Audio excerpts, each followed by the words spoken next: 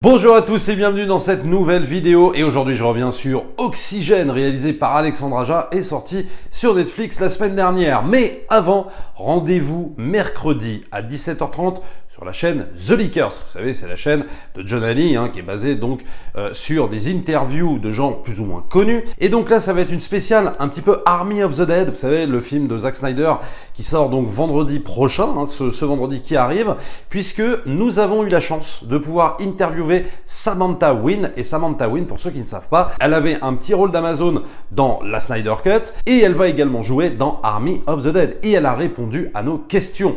Et c'était un bonheur absolu de pouvoir l'interviewer. On était également en compagnie de la youtubeuse Léa Blabla et donc nous avons pu l'interviewer. C'est un pur régal. Allez voir cette vidéo dès qu'elle sort mercredi 17h30 sur la chaîne The Leakers et profitez-en aussi du coup pour vous abonner.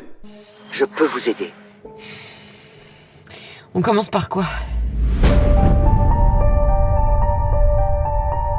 Et tout de suite, on passe donc au film qui nous intéresse, Oxygène, réalisé par Alexandre Aja. Alors, Alexandre Aja, bon, il y en a beaucoup qui le considèrent comme le meilleur réalisateur français, etc. Alors moi, je ne trouve pas que ce soit le meilleur réalisateur français, peut-être pas exagéré. Disons que dans son genre, dans son domaine, il est plutôt bon, même si moi, je trouve un petit peu sa filmographie inégale. Par exemple, voilà, Piranha 3D, je suis absolument pas fan. Par contre, La Colline des Yeux, j'adore. Là, franchement, le remake mieux que l'original, quoi, disons-le. Après, tout le reste de sa filmo, très franchement, Alexandre Aja, je ne suis absolument pas fan. Limite, je préférais presque le père.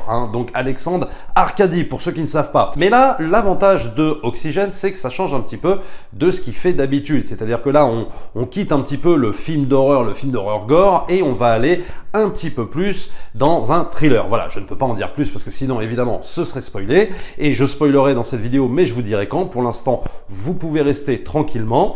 Et je dirais qu'il y a des qualités, pas mal de défauts.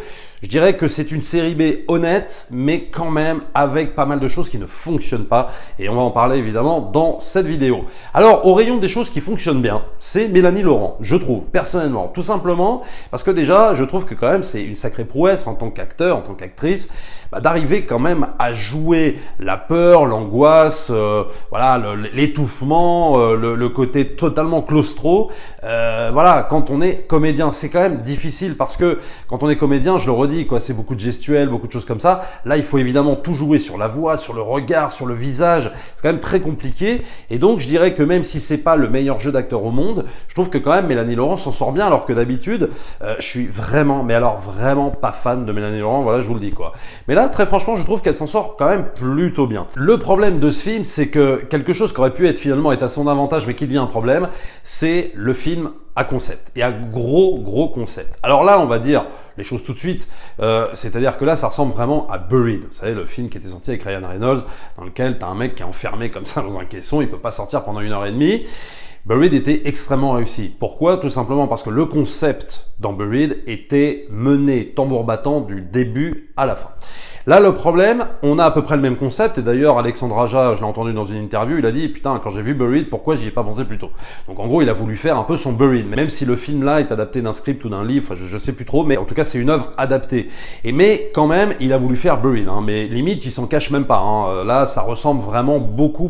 Mais sauf que là, Oxygène, pour moi, se fait manger par son concept. Et c'est con parce que je dirais que pendant les 15-20 premières minutes, ça marche plutôt bien, Oxygène. Parce que, bon, on a évidemment le sentiment d'enfermement, c'est-à-dire qu'il y a plusieurs éléments qui vont vraiment stresser le spectateur. Et puis, il y a également cette espèce de décompte, en fait, du manque d'oxygène. Parce qu'en fait, tout le but, c'est va-t-elle pouvoir survivre avec l'oxygène qui diminue, etc. Donc, il y a plusieurs éléments qui vont arriver pour te mettre réellement en tension. Donc ça, c'est plutôt habile de la part d'Alexandre Aja, je trouve. Il y a pas mal d'éléments comme ça où tu sens qu'il sait manier la tension, il sait manier la peur, parce que quand même c'est pas mal de films qu'il fait justement sur cette thématique-là, et je trouve que là-dessus il s'en sort quand même plutôt bien.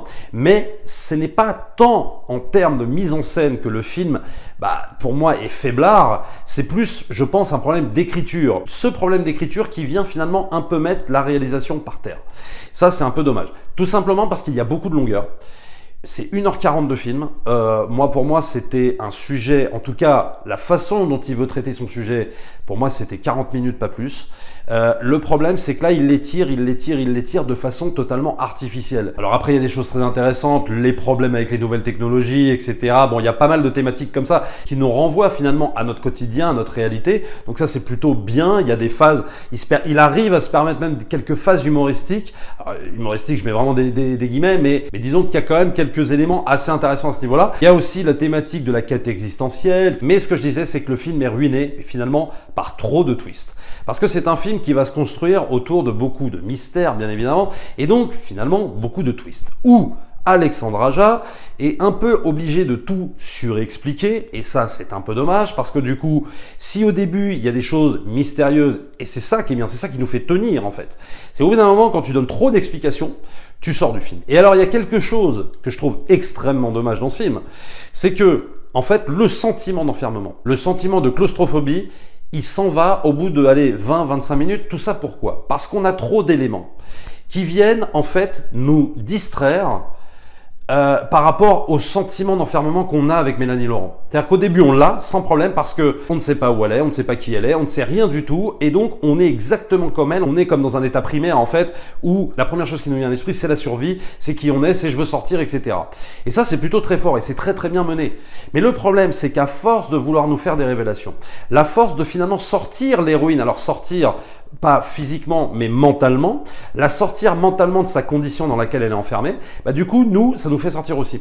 Et donc du coup on ne ressent plus ce sentiment claustro, on ne ressent plus ce sentiment d'enfermement et c'est vraiment dommage parce que c'est un peu pour ça justement que tu regardes le film. Alors évidemment il a une histoire à raconter, il y a quelque chose à mener, mais Buried là-dessus s'en sortait beaucoup mieux. Pourtant, c'était exactement le même concept, c'était exactement la même chose, et il avait aussi une histoire à raconter, mais sauf qu'il la racontait beaucoup mieux.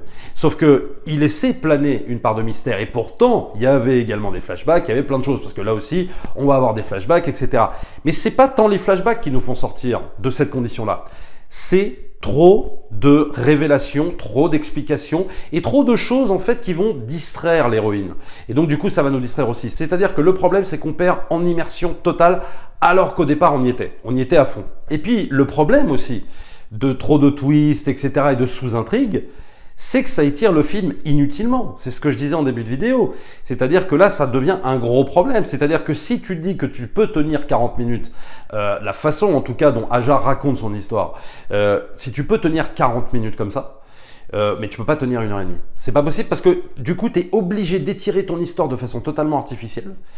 Parce que tu sais que tu as 1h30 à tenir et tu sais que tu ne peux pas tenir 1h30 si tu racontes pas plusieurs choses, si tu ne racontes pas plusieurs sous-intrigues. Mais le problème, c'est que paradoxalement, ça étire le film et donc tout ça devient clairement inutile, voire un peu artificiel, même si ok, il y a des révélations sympas et tu te dis ah là, je le voyais venir et là ah je me suis fait un petit peu avoir, ok, ça c'est pas mal, mais je trouve que voilà, le tout devient un petit peu trop lourd. Après c'est con parce que sur la mise en scène, c'est quand même assez fort, il faut quand même le reconnaître, c'est-à-dire que arriver à mettre en scène un thriller, je dirais palpitant, en tout cas sur les 30 ou 40 premières minutes, avec voilà par exemple un plan séquence en panoramique, etc. Après plein d'effets de mise en scène assez énormes, alors que tu es quand même coincé dans un espèce de caisson de cryogénique, c'est quand même assez fort, faut quand même le reconnaître, tu vois, voilà. Mais c'est dommage, parce que en fait pour moi là, c'est plus le scénario qui tue la mise en scène. C'est pas l'inverse, c'est pas la mise en scène qui tue le scénario. Et c'est con parce que la mise en scène, mine de rien, elle est quand même hyper efficace. Je veux dire, Alexandre Aja, moi je vous le dis, je suis vraiment pas fan, mais il faut reconnaître que putain, le mec il sait manier une caméra quoi. Il sait vraiment découper ses séquences, il sait amener la peur, il sait amener la tension, c'est quand même fort. Il sait utiliser, je trouve, la musique aussi au bon moment, comment diriger son actrice et tout ça, c'est quand même assez fort. Moi après c'est un problème de trop d'éléments narratifs, trop de sous-intrigues, trop de choses qui finalement te sortent un peu de ce concept hyper fort au départ. Alors maintenant, je passe évidemment vite fait sur les spoilers. Attention, si vous n'avez pas vu le film, vous quittez la vidéo et vous reviendrez me voir après. Alors sur les spoilers, bon, évidemment, j'ai envie de te dire que au bout de, allez, je sais pas, 10 minutes, un quart d'heure, le coup de, en vérité, elle est dans un caisson et elle est dans l'espace, pour moi, je l'ai quand même un peu vu venir. J'ai pas vu venir le coup du clone, même si il y a plein d'indices qui laissent penser que, effectivement, c'est un clone. Mais c'est vrai que le coup dans l'espace, je l'ai découvert tout de suite parce que, pour moi, il y a trop d'éléments qui rappelle réellement de la pure SF et que tu as vraiment l'impression d'une espèce de truc un peu en lévitation comme ça, ou en tout cas où tu aimais cette hypothèse, tiens, et si elle était en fait dans l'espace? Parce qu'il y a quand même un côté Gravity dans ce film, même si évidemment je préfère 1000 fois Gravity, mais le fait qu'elle communique avec cette intelligence artificielle et tout ça, tu te dis ouais, j'y crois pas trop, le coup de je suis dans un hôpital et tout ça, et puis surtout le fait que Alexandre Aja veuille évidemment nous cacher la vérité et ne veulent pas nous révéler où elle est réellement, ce que je peux comprendre bien évidemment, et ça amène évidemment son lot d'incohérences, parce que je ne comprends pas comment la personne arrive à appeler la police alors qu'elle est très très très loin de la Terre dans l'espace quoi.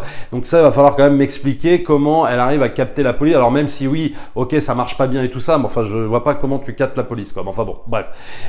Ça, j'avoue que j'y crois pas vraiment. Si tu veux, au début, tu te laisses savoir parce que tu ne sais pas la finalité, tu ne sais pas qu'en vérité elle est dans l'espace. Mais quand tu repenses après au fait qu'elle a réussi quand même à appeler la police et tout ça, ouais, c'est quand même un peu bizarre. Donc ça, c'est encore pour moi le film un peu victime de son high concept. C'est-à-dire que, quitte à faire du high concept, amenons même des incohérences, c'est pas grave. Bah ouais, mais si, quand même, quand tu y repenses, c'est quand même un peu compliqué. Voilà. Après, je dis pas que les gens vont tous deviner qu'en vérité elle est dans l'espace, etc. Moi, je pense qu'il y a plein de gens qui ont quand même deviné. Mais le truc, c'est que pour moi, c'est quand même assez grillable, quoi.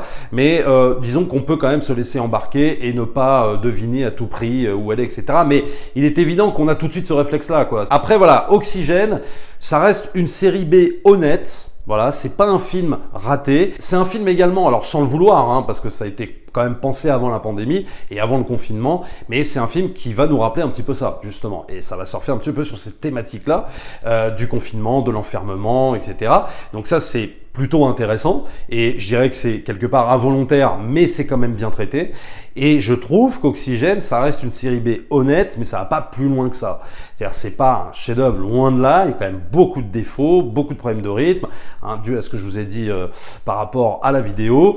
Et ça reste pour moi un gros problème. Voilà, ça reste un gros problème quand même de rythme, et de se faire grignoter en fait par son concept de départ, qui est quand même très très dur. C'est des gros concepts. Et il faut arriver au bout, nous divertir. Alors il le fait, il divertit, mais il y a trop de longueur, il y a trop de choses artificielles, il y a trop de choses qui sont là pour être là. C'est un petit peu dommage, qui ne s'imbriquent pas parfaitement au récit. Il y a quand même une bonne mise en scène, c'est pas révolutionnaire, mais disons que la mise en scène est là, voilà. Après, moi je pense qu'il faudrait qu'ils choisissent un petit peu mieux ses scénarios, parce qu'à un moment donné, ça tourne un petit peu en rond. Voilà, à part La Colline des Yeux, moi je sais pas, je suis pas très très fan des histoires qu'il raconte, et je pense qu'avec de meilleurs scénarios, il pourrait aller beaucoup plus loin. Oxygène, on passe un bon moment, regardez-le, c'est dispo sur Netflix. Ne vous attendez pas à un chef-d'œuvre, c'est pour moi finalement un film assez moyen. Abonnez-vous à la chaîne, likez, partagez comme d'habitude et nous on se retrouve très très vite pour une prochaine vidéo. Ciao!